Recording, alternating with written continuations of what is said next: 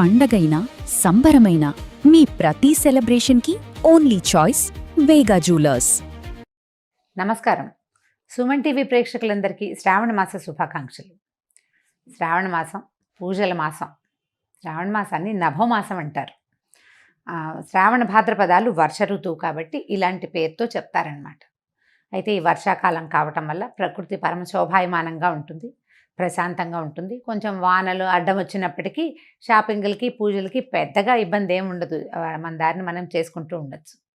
శ్రావణ మాసానికి ముందు వచ్చిన ఆషాఢంలోనే దక్షిణాయనం ప్రారంభమైంది. దక్షిణాయనం ఉపాసనా కాలం, పూజలు ఎక్కువ చేయాల్సిన రోజులు అన్నమాట ఇవి. ఇదివరకటి కాలంలో ఏం చేసేవారో కానీ ఇప్పుడు మాత్రం మనం కొన్ని సంవత్సరాలుగా, అంటే కనీసం ఒక 100 సంవత్సరాల నుంచి అనుకోండి, మనకు తెలిసినంత మటుకు మన అమ్మమ్మలు నాయనమ్మలు కూడా ఈ వరలక్ష్మి వ్రతము, మంగళగౌరి వ్రతము చేసుకుంటూనే ఉన్నారు, మనకు తెలుసు కదా. అయితే ఈ పూజలు చేయగలిగేటువంటి ఈ రోజుల్లో పూజ ఎవరికి చేయాలి, అసలు పూజ ఎందుకు అనే దాని మీద కొంచెం ఆలోచిద్దాం. శ్రావణ మాసం లక్ష్మీ మాసం అని చెప్పుకుంటాం కదా. శ్రావణము అంటే శ్రవణ సంబంధమైనది. ఈ శ్రవణము అనేది వెంకటేశ్వర స్వామి జన్మ నక్షత్రం. కలియుగంలో కలవు వెంకటనాయక అంటారు. కలియుగానికి వెంకటనాయకుడే ప్రధాన దైవం. ఆయన నామ సంకీర్తన వల్లే చాలా పాపాలు తొలగుతాయి, కర్మ సంచయం జరుగుతుందని, కర్మశేషం మిగలకుండా పోతుందని, మనం ఏ కర్మలైతే ఇంతకు ముందు చేసుకున్నామో, ముందు జన్మల్లో చేశామో వాటి నుంచి కొంత విముక్తి లభిస్తుందని ఆ కొండ ఎక్కటము, స్వామిని తలచటం వల్ల అని బాగా నమ్ముతాం మనం. అయితే స్వామివారి జన్మ నక్షత్రమైన ఈ శ్రవణ నక్షత్రానికి సంబంధించినటువంటి శ్రావణ మాసము లక్ష్మీ అమ్మవారికి అత్యంత ప్రీతిదాయకమని చెప్పబడుతుంది. లక్ష్మితో పాటుగా మంగళవారాలు మంగళ గౌరీ వ్రతాన్ని కూడా ఈ కాలంలో చేసుకుంటాం. అయితే లక్ష్మీదేవి అనగానే ఏమిటి లక్ష్మీదేవి స్వరూపం? లక్ష్మీదేవి భర్తని అనుసరించి ఉంటుంది. అనుసరించి అంటం కంటే నిత్యానపాయినిగా ఉంటుంది. ఆయన్ని వీడి ఉండదు, భర్తతోటి కలిసే ఉంటుంది. ఇప్పుడు అత్యంత శక్తివంతుడు, ప్రపంచ నిర్మాణ సారథి, ప్రపంచాన్ని నడిపేటువంటి వాడు అయినటువంటి భగవంతుడైన శ్రీమన్నారాయణుడి సతీమతి అయినటువంటి లక్ష్మీదేవి ఆయనని వదిలిపెట్టి ఉండదు. ఆయన యొక్క శక్తి లక్ష్మీదేవే అని చెప్పాలి మనం. భగవంతుణ్ణి నడిపించేదే లక్ష్మి. భగవంతుడు మనని నడిపిస్తాడు. మనని నడిపించే భగవంతుని యొక్క నడక శక్తి అయినటువంటి లక్ష్మీదేవిని నిత్యము అర్చించడము చాలా శుభస్కరము, అత్యద్భుతమైన విషయం. అయితే ఇప్పుడు లక్ష్మీదేవి అనగానే మనకు ఒక రూపం, ఒక ధ్యానం వస్తుంటుంది. చక్కగా పద్మాసనం వేసుకుని ఎర్రటి తామర పువ్వులో కూర్చుని ఉంటుంది. చేతుల్లో నుంచి ఇలా ధనరాశులు చేతిలో నుంచి రాలుతున్నట్టు, పక్కన 2 ధనపు కుండలు పెట్టి వెనకాల 2 ఏనుగులు ఆమెను అర్చిస్తున్నట్టుగా అట్లా మనకి గుర్తొస్తుంది. లక్ష్మీదేవి అనగానే ధనం చేత్తో వేసేది, ఒక చెయ్యిలాగా ఉంటుంది. చేతిలో నుంచి పడిపోతుంటే ఇందులో నుంచి ప్రసాదంలాగా మనకి డబ్బు వచ్చేస్తున్న భావన వస్తుంది. డబ్బు, ధనము అది ఇచ్చే దేవత లక్ష్మీదేవి. కానీ లక్ష్మి అంటే ధనం కాదండి. లక్ష్మి అంటే శ్రద్ధ. లక్ష్మి అంటే వృద్ధి. ఎక్కడైతే శ్రద్ధ ఉంటుందో అక్కడ వృద్ధి ఉంటుంది అని చెప్పబడుతుంది. శ్రద్ధకి ఎంత చిన్న విషయాల్లో అయినా శ్రద్ధ కావాల్సిందే. మన ఇంట్లో ఓ సూది ఉంది, మనకు చీర జరిగింది, కుట్టుకుంటాం. మన సూదేనని కసకసా చేసేస్తామా? చెయ్యము. శ్రద్ధగా చేయాలి.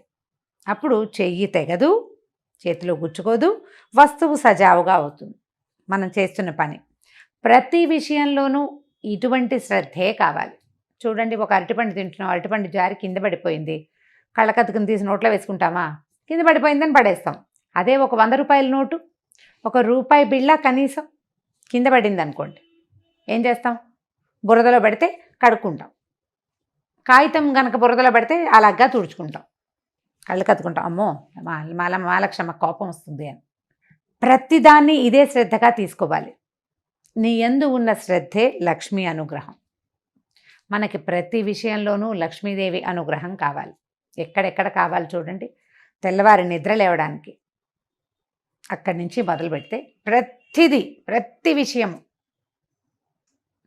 ప్రతి దాంట్లోనూ నీకు ధైర్యం కావాలి, దానికి లక్ష్మీదేవి అవసరం. నీకు జ్ఞానం కావాలి, విద్యాలక్ష్మి అవసరం. నీకు ధనం కావాలి, ధనలక్ష్మి అవసరం. ధాన్యం పంటలు పండిస్తున్నావు, ధాన్యలక్ష్మి అవసరం. మన దగ్గర 4 ఆవులు ఉన్నాయి, పాడి పంట వృద్ధి చెందాలి, అక్కడ అక్కడ కావాల్సిన లక్ష్మి, గోలక్ష్మి, గోమాలక్ష్మి, ఆవిడ సహకారం ఉండాలి. ధాన్యలక్ష్మితో పాటు పంటలు బాగా పండాలంటే సస్యలక్ష్మి కావాలి. ప్రతి చోట ఉండే సమృద్ధి సరి అయినదే లక్ష్మీ అవతారం. అటువంటి లక్ష్మిని సాకారంగా పూజించేందుకే ఈ శ్రావణ మాసాన్ని నిర్ధారించారు. సాకారంగా పూజించాలి అంటే మనం చక్కగా ఒక కలశం పెట్టుకుని ఆ కలశానికి చక్కగా అలంకారం చేసుకోవటం, మామిడి మండలు వాటితోటి అలంకరించుకోవటం, మామిడాకులతో అలంకారం చేసి ఒక కొబ్బరికాయ పెడతాం, దానికి ఒక వస్త్రధారణ చేస్తాం కలశానికి. కలశంలో లక్ష్మీదేవిని ఆవాహన చేసుకుంటాము. ఓ చిన్న ప్రతిమ ఏదైనా పెట్టుకుంటాము. కొద్దిగా బంగారమైన శ్రావణంలో కొనుక్కోవాలనుకుంటాము. ఈ బంగారం వృద్ధవుతుందన్న నమ్మకంతో, శ్రద్ధతోటి కొన్న వస్తువు వృద్ధవుతుంది, అదే పాయింట్. ఇట్లా మనం ప్రతి సంవత్సరము చేస్తే బోల్డ్ సంవత్సరాలు గడిచే కొందికి బోల్డ్ బంగారం తయారవుతుంది. అయితే ఏటా వచ్చే పూజకి పెద్దగా చెప్పుకునేందుకు ఏమీ ఉండదు. కానీ ప్రతి సంవత్సరము మనం చక్కగా ఇళ్ళు వాకిళ్ళు బాగు చేసుకుంటాము, దేవుడి గది బాగా శుభ్రం చేసుకుంటాము, కొత్త ప్రతిమలు ఏమైనా కొనుక్కుని తెచ్చుకుంటాము, కొత్త బట్టలు కొంటాము, కొత్తగా ఒక లక్ష్మీ రూపు కొనుక్కుని తెచ్చుకుంటాము. పుట్టింటి వాళ్ళు ఇస్తారు, అత్తవారింటి వాళ్ళు ఇస్తారు. ఎవరికైనా ఏదైనా ఇవ్వదలుచుకుంటే శ్రావణ మాసంలో ఇస్తే ఫలితం బాగుంటుంది. బోలెడన్ని తెలుస్తూ ఉంటాయి. ఈ మార్గంలోనే నిత్యము లక్ష్మీ ఆరాధన చేయడానికి ఈ నెల రోజులు అత్యంత శ్రేష్టమైనవి. విశేషమైన ఆరాధన చేయగలిగే వాళ్ళు, చక్కగా వస్త్రాలంకరణ చేసి రూపులు కొనుక్కుని చేయగలిగిన వాళ్ళు చేసుకోవచ్చు. ఒకవేళ చేయలేని వాళ్ళు ఏం చేయాలి? లక్ష్మీ ఆరాధనకి మన ఇంట్లో ఉన్న పాత పటం కూడా పనికొస్తుంది. చక్కగా పటం తుడుచుకోవటం, అమ్మవారికి కొంచెం పసుపు గంధం పెట్టి బొట్టు పెట్టడం, తర్వాత ఒక దీపారాధన చేసుకోవటం, 4 పువ్వులతోటి అర్చన చేసుకోవటం, లక్ష్మీ అష్టోత్తరం లాంటివి చదువుకోవటం.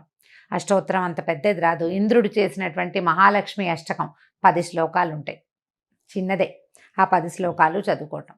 అంత పెద్దది రాదండి మాకు, ఒక్క శ్లోకం వచ్చు. లక్ష్మీ క్షీర సముద్ర రాజతనయాంతోటైనా సరే ఆ శ్లోకం చదువుకుని అమ్మవారికి శ్రద్ధగా పువ్వులు సమర్పించి, బెల్లం ముక్క పంచదార దగ్గర నుంచి మీరు రవ కేసరి వరకు ఏది చేసి పెట్టినా సరే శ్రద్ధగా చేసి అమ్మవారికి నివేదన చేసుకోండి. ఈ నెల రోజులు ఇలా శ్రద్ధగా ఆరాధించిన వాళ్ళకి అన్ని విధాల సర్వతోముఖాభివృద్ధి లభిస్తుంది. బాగా సాంగంగా చేయగలిగిన విధానంతో చేసుకోగలిగిన వాళ్ళు చేసుకుంటారు. చేసుకోలేకపోయినా కూడా మాకు రాదు కాబట్టి మేము చేయలేము అన్న భావన పడద్దు. అసలు పూజకి రావడం కాదు కావాల్సింది, శ్రద్ధ కావాలి. శ్రద్ధతోటి లక్ష్మీ ఆరాధన చేయండి. లక్ష్మీ ఆరాధనలో భాగంగా అసలు లక్ష్మీదేవి ఏ ఏ విషయాల్లో ఉంటుందో చూద్దాం. ఎవరి దగ్గర లక్ష్మి ఉంటుంది? లక్ష్మి అంటే డబ్బు అనుకోవట్లేదు కదా, మనం చాలా విషయాలు చెప్తున్నాం. లక్ష్మి చాలా ఇష్టంగా ఉండే ప్రదేశాలు కొన్ని ఉన్నాయి. అవి ఎన్ని ఉన్నాయండి? కనీసం ఒక 30-40 నేను చెప్తుంటే అలా లిస్ట్ వచ్చేస్తూనే ఉంటుంది. శుభ్రమైన వస్త్రాలు, శుభ్రమైన ఇల్లు, అలంకరించిన వాకిళ్ళు, పోట్లాటలు లేని ఇల్లు, ఏకీచులాటలు లేనటువంటి సంసారాలు, మన బియ్యం బస్తాలు, బియ్యం డబ్బా, పసుపు డబ్బాలు, పసుపు కుంకాల్లో లక్ష్మీదేవి ఉంటుంది. ఆమెకి ఇష్టం ఆ రంగులు, అక్కడ ఉంటుంది. అందుకని చూడండి, మన ఇంట్లో పసుపు కనుక చివరికి వచ్చింది అనుకోండి, అయిపోయింది పదం వాడనివ్వరు, నిండుకుందనమంటారు. అయిపోయింది అనకూడదు, ఖాళీ చేయకూడదు. అసలు బియ్యం డబ్బాని కూడా ఖాళీ చెయ్యరు, చివరికి 2 గింజలు వెనక్కి వేసుకోవాలి, అలా ఖాళీగా ఉంచకూడదు. అవన్నీ లక్ష్మీ స్థానాలుగా భావిస్తాం. ఇతరులకి సేవ చేసే వాళ్ళకి, ఇతరులకి సహాయం చేసే వాళ్ళ దగ్గర, ఎవరైతే పరమత సహనంతో మెలుగుతారో వాళ్ళ దగ్గర, ఏదైనా తగాదా వచ్చినా తిరగబడి మాట్లాడకుండా ఎవడుంటాడో వాడి దగ్గర, వాడి సహనంలో లక్ష్మి ఉంటుంది. చిన్న పిల్లల్లో, పెద్ద వృద్ధుల్లో, శుభ్రమైన మంచాల మీద, మంచం కూడా లక్ష్మీ స్వరూపమే. మన ఇంట్లో మనం వాడుకునే తిరగలి, రోకలి, రోలు, గుండ్రాయి, ఇవన్నీ కూడా లక్ష్మీ స్వరూపాలే. వీటితోటి మనం ఎంత శ్రద్ధగా ఉంటున్నాము అనే దాన్ని బట్టే లక్ష్మీ మకటాక్షం మన మీద ఎంత ఉంటుంది అనేది ఉంటుంది. దేనిని పారేయకూడదు. అన్నం వృధా చేయని ఇళ్లల్లో లక్ష్మీదేవి ఉంటుంది. ఎప్పుడూ వెలుగ్గా ఉండటం, నిత్యము దీపారాధన చేయబడ్డం, సాయంకాల సంధ్యావేళల్లో తలుపులు వేసుకోకుండా లైట్ వెలిగించి తలుపు తీసి పెట్టుకోవాలి. ఆ సమయంలో లక్ష్మీదేవి యొక్క ప్రవర్తన బాగుంటుంది. ఆవిడకి ఇష్టం అనమాట అది. ఆవిడ ఎక్కువ నడిచి వస్తూ ఉంటుంది బయటికి లోపలికి. పువ్వులతో అలంకరించిన దేవతా స్వరూపాల్లో లక్ష్మి ఉంటుంది, జలంలో లక్ష్మి ఉంటుంది, పాత్రలలో లక్ష్మి ఉంటుంది. వీటన్నిటినీ మనం శుభ్రంగా ఉంచుకోవాలి. ఇలా శుభ్రంగా ఉంచుకున్న వాటి వల్ల మనకి లక్ష్మి పెంపొందుతుంది. పాత్రలు శుభ్రంగా ఉన్నాయి, ఆరోగ్యం పెంపొందుతుంది. మంచం శుభ్రంగా ఉంది, చక్కని నిద్ర పడుతుంది, మరునాడు చక్కగా పనిచేస్తాం మనం. ఇల్లు శుభ్రంగా ఉంటే ఆరోగ్యము బాగుంటుంది, పవిత్రంగా ఉంటుంది, ప్రశాంతంగా ఉంటుంది. ప్రతి వాళ్ళకి జీవితంలో ఏవో కావాలని ఉంటుందండి. అన్నం లేని వాడికి అన్నం కావాలి, అన్నం నీళ్ళు 4 అందేవాడికి ఇంకొంచెం బెటర్మెంట్ కావాలనిపిస్తుంది, ఆ బెటర్మెంట్ కూడా ఉన్నవాడికి ఇంకా పైకి ఎదిగిపోవాలనిపిస్తుంది, ఆ పైకి కూడా ఎదిగాక వాడికి చిత్తశాంతి ఉండదు, వాడికి మనశ్శాంతి కావాలి, శాంతి లక్ష్మి అవసరపడుతుంది. ఇవన్నీ ఉంటే ఆరోగ్యం ఉండదు, ఆరోగ్య లక్ష్మి అవసరపడుతుంది. వ్యక్తులు ప్రతి వాళ్ళు ఏదో ఒక లోటుతోటే ఉంటుంటారు. ఈ లోటులు ఎక్కడ పూరింపబడతాయంటే పూజ వల్ల పూరింపబడతాయని అనుకోకూడదు, శ్రద్ధ వల్ల పూరింపబడతాయి. మనం ఏ పొరపాటు చేస్తున్నాం, దేనివల్ల నాకు ఇది వస్తోంది ఈ సమస్య అని మనకు ఆలోచన వస్తే చాలు, ఆ విషయాన్ని శ్రద్ధతోటి సరి చేసుకుంటే మనకు కావాల్సింది సమకూరుతుంది. వ్యక్తుల యందు ఉండేటువంటి శ్రద్ధే సాక్షాత్ శ్రీ మహాలక్ష్మి స్వరూపం. ఈ శ్రావణ మాసాన్ని మన యొక్క శ్రద్ధామాసంగా మార్చుకోండి. రోజు ఒక కథ విని ఒక ఇది చేసి కార్తీక పురాణంలాగా మా శ్రావణ లక్ష్మి పురాణం అని భావించొద్దు. ఇవి నెల రోజులు మీరు శ్రద్ధగా గనక ఉంటే, శ్రద్ధగా ఉండటం మీకు అలవాటైపోతుంది. ప్రతి విషయంలోనూ ఏ పని చేసినా శ్రద్ధగా చేయాలి. పోట్లాడినా కూడానా అని అడగండి, పోట్లాడకూడదు, పోట్లాడద్దు, కొట్లాడద్దు, కీచులాడద్దు. ఎవరితోటి తగాదా వచ్చే పరిస్థితిని అసలు రానివ్వకుండా ఉంచుకుందాం. ఈ నెలని శ్రద్ధామాసంగా భావించి ఈ నెల రోజులు ఒక దీక్షలాగా దీన్ని చేపట్టండి. ఆ తర్వాత మన ఇళ్లలో సమస్యలు తగ్గిపోతాయి. అత్తగారులతోటి కానీ, భర్తలతోటి కానీ, ఆడపడుచులతోటి కానీ, పిల్లలతోటి కానీ సమస్యలు ఉండవు. ఒకవేళ మనం ఆఫీస్లో పనిచేస్తుంటే ఆఫీస్ వాళ్ళతోటి కూడా మనకు సమస్యలు తగ్గిపోతాయి. శుభ్రత, జాగ్రత్త పెరిగితే ఆరోగ్యం పెంపొందుతుంది. మీరు రోజంతా ప్రశాంతంగా ఉండి శ్రద్ధగా ప్రశాంతంగా ఉండడానికి ప్రయత్నం చేస్తే ఆరోగ్య సమస్యలన్నీ తగ్గుతాయి, చిత్తశాంతి ఆటోమేటిక్గా వచ్చేస్తుంది. ప్రయత్నించి మొత్తం మామ్స్ అందరూ కనుక దీనికోసం ట్రై చేస్తే ఆటోమేటిక్గా డాడ్స్ అండ్ కిడ్స్ ట్రై చేస్తారు. తప్పకుండా ప్రయత్నించండి. కనీసం అయ్యో ఇవాళ చేయలేకపోయాను రేపైనా చేద్దాం అని అనుకోండి. ఇవాళ పోట్లాడేసేయాల్సి వచ్చింది, లేదా గొడవ పడాల్సి వచ్చింది, లేదా ఏదో వస్తువు పడిపోయింది, పగిలిపోయింది, పాలు విరిగిపోయినాయి, ఇలా అజాగ్రత్తలు బోల్డన్ అవుతాయి కదా, వాటన్నిటినీ సరి చేసుకునేందుకు ట్రై చేయండి. ఇవాళ పొద్దున్నుంచి మనం ఆలోచించాలి. పాలు పొంగిపోకూడదు, జ్ఞాపకం పెట్టుకోండి. పాలు పొంగకూడదు, మన వేళ్ళు గీళ్ళు తెక్కకూడదు, మనం కాలుజారి పడిపోకూడదు, జాగ్రత్తగా ఉండాలి. అన్నం వృధా కాకూడదు, ఏ వస్తువు వృధా కాకూడదు.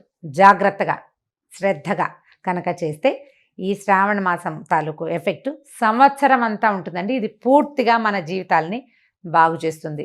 మీరు కనుక విద్యార్థులైతే ఏదైనా చదువుకుంటూ, హౌస్ వైఫ్స్గా ఉండి కూడా చదువుకుంటాం కదా, నేను కూడా చదువుకుంటూ ఉంటాను ఎప్పుడు.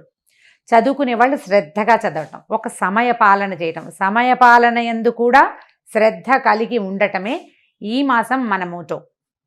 అదే మన స్లోగన్. శ్రావణాన్ని శ్రద్ధగా మార్చుకోండి, దానికోసం ప్రయత్నం చేయండి.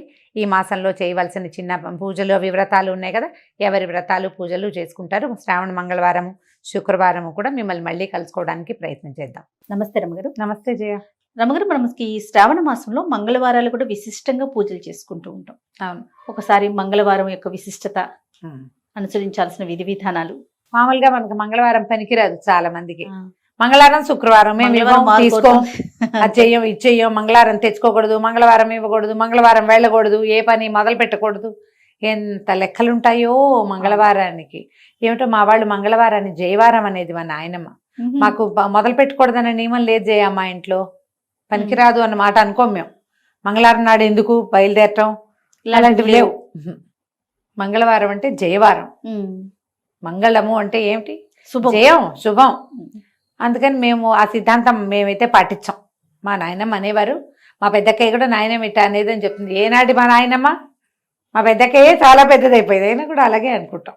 అలా నమ్మకం లేదు, కానీ చాలా మందికి ఉంటుంది. మంగళవారం పసుపు ఉప్పు తీసుకోరు, ఎవరి దగ్గర పెరుగు తీసుకోకూడదు, పాలు తీసుకోకూడదు, ఇవ్వకూడదు, డబ్బులు ఇవ్వకూడదు. అవన్నీ మీ ప్రాంతాల వారీగా మీ ఇళ్లలో ఉన్న విధానం అంతే. ఈ మంగళవారాన్ని సంవత్సరం అంతా మనం పెద్దగా పాటించకపోయినా శ్రావణ మంగళవారాలు మాత్రం విశేషంగా చెప్తారు. ఈ మామూలుగా మనకి స్త్రీల వ్రత కథలు నోముల్లో ప్రఖ్యాతమైన నోముల్లో శ్రావణ మంగళవారపు మంగళగౌరి నోములు విశేషమైనవి. అమ్మవారు మాంగళ్య గౌరికగా ఉంటుంది. ఈ మంగళగౌరి మనకు అష్టాదశ శక్తిపీఠాల్లో ఒకరుగా ఉన్నారు మాంగళ్య గౌరి అమ్మవారు. అయితే ఈ మాంగళ్య గౌరి అంటే ఈవిడ ఎవరు? మన స్త్రీల యొక్క సౌభాగ్యాన్ని కాపాడే దేవత.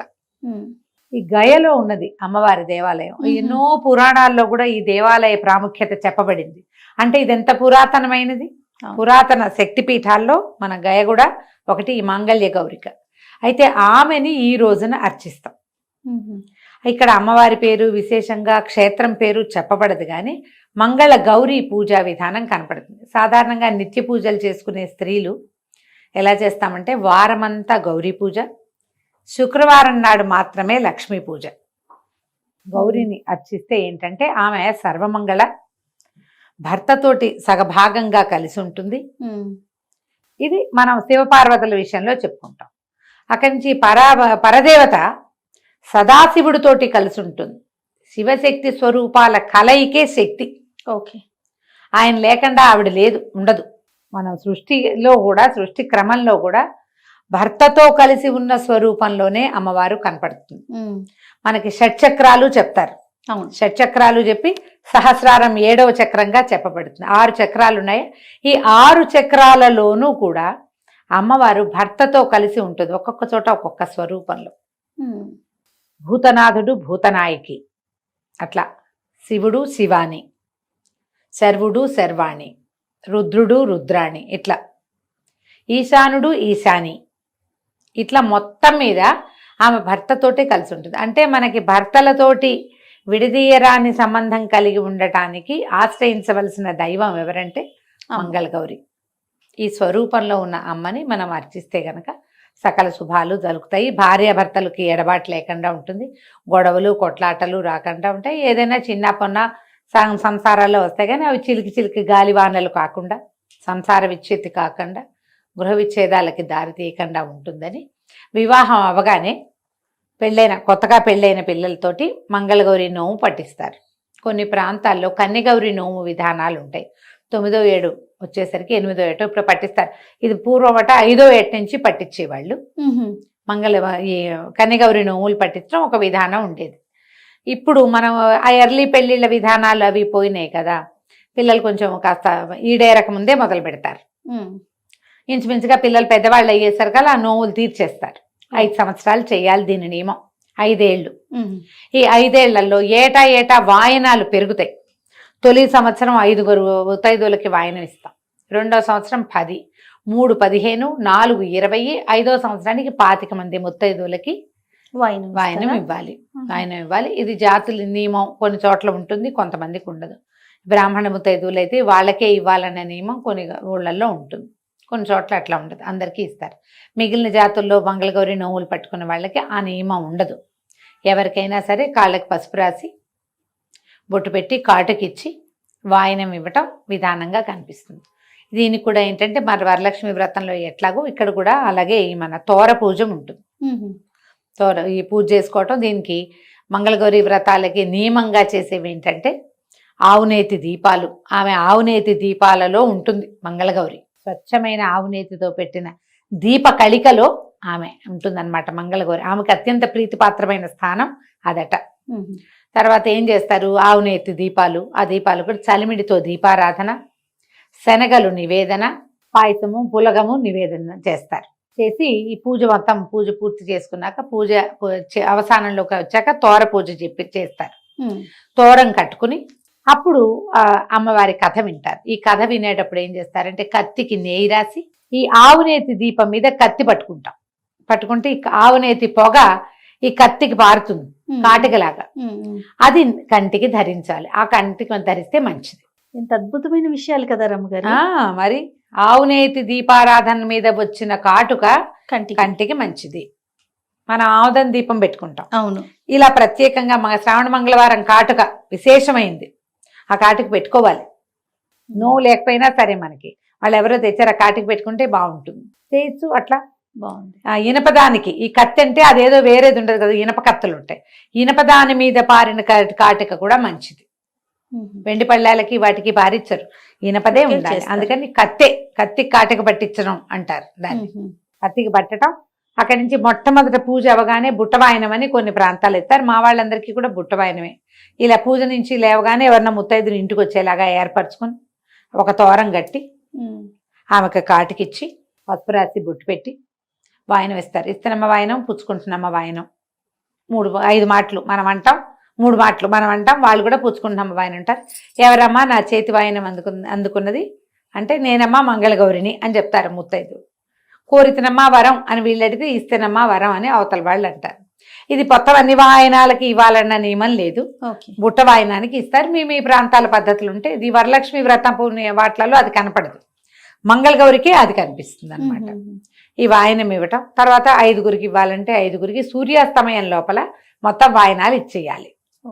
పెరుగుతారా పెరగరా, ఏటా పెంచుకోవాలా, ఈ వారం చెప్తే వచ్చే వారం డబల్ ఇవ్వాలా, అవన్నీ కూడా మీ ఇళ్లల్లో ఉండే విధానము.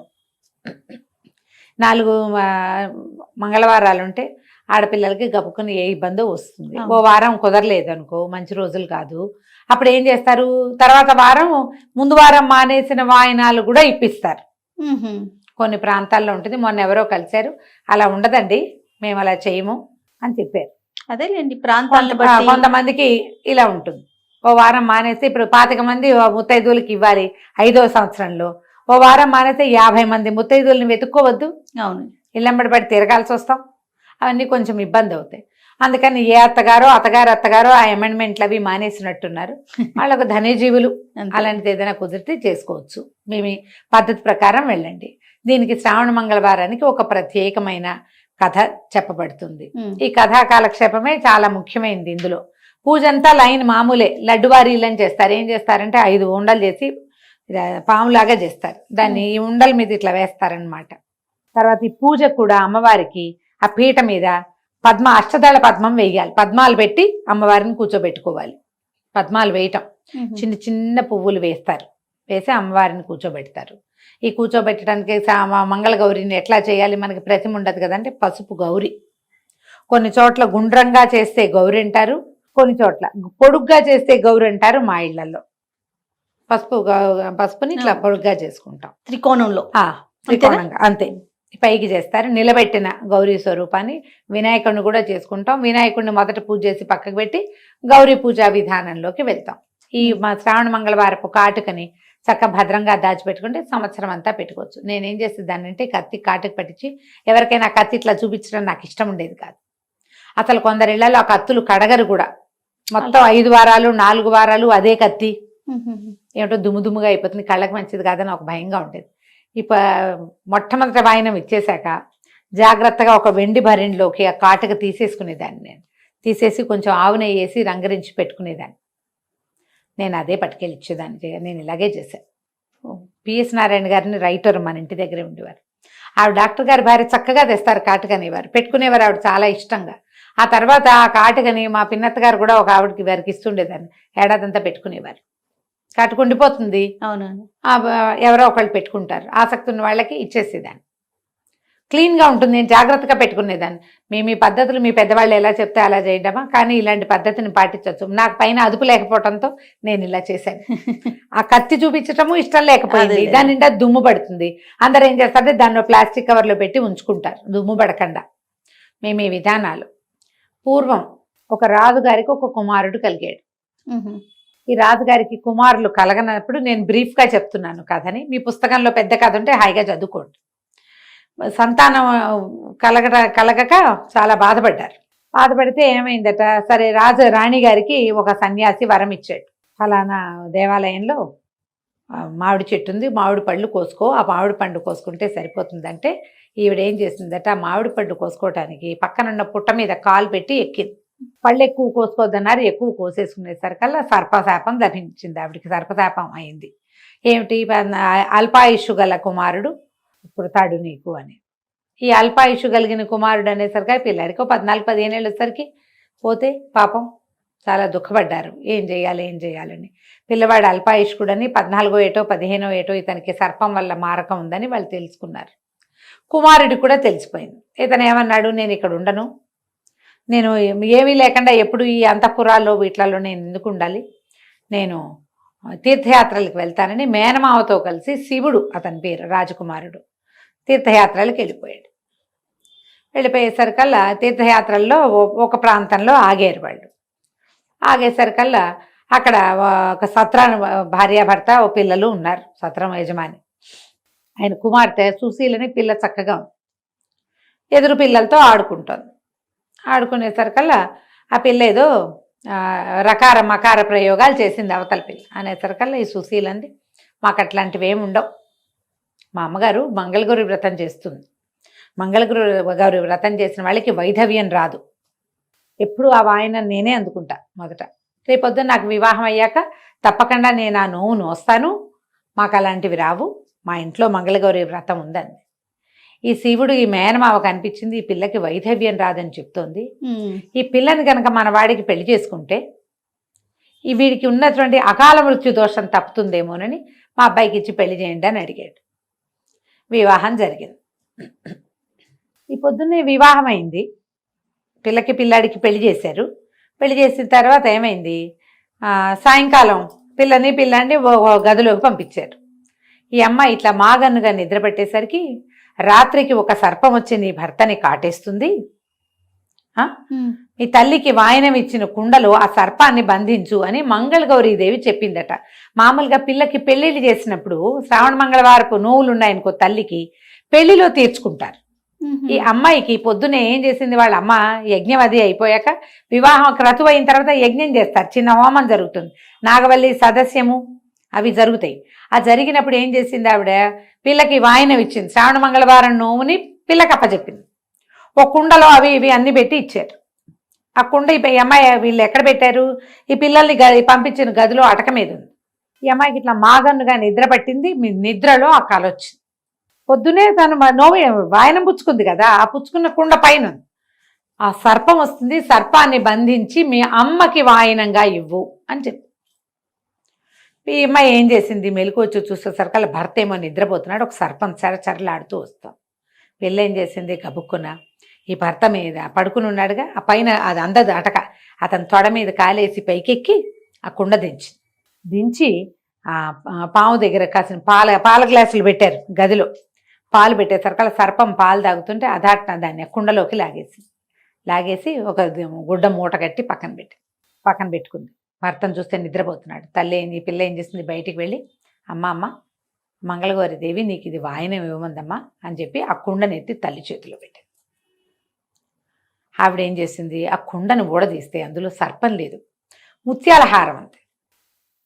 ఆ ముత్యాల హారాన్ని తీసి పిల్ల మెళ్ళో వేసింది. ఆవిడ మెళ్ళో పోయి నీ భర్తతోటి నిద్ర చేయమంటే అమ్మాయి వెళ్ళిపోయింది లోపలికి.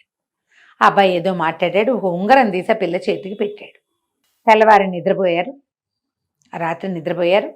తెల్లవారిన తర్వాత ఈ పిల్లవాడేమో మేనమావతో కలిసి మళ్ళీ తీర్థయాత్రలకు వెళ్ళిపోయాడు. ఇక వెళ్ళిపోయాడు.